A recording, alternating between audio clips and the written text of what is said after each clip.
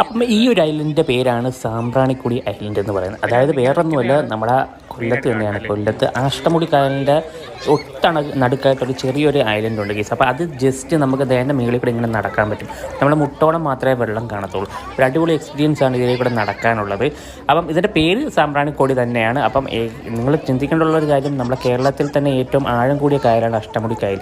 അപ്പോൾ അതിൻ്റെ ഒറ്റ സെൻറ്ററായിട്ട് ഇങ്ങനെ ഒരു പ്ലാറ്റ്ഫോം പോലെ ഉണ്ട്. അപ്പോൾ ഏകദേശം ഒരു ചുറ്റ് മാത്രമേ ഉള്ളൂ ഗൈസ്. അപ്പം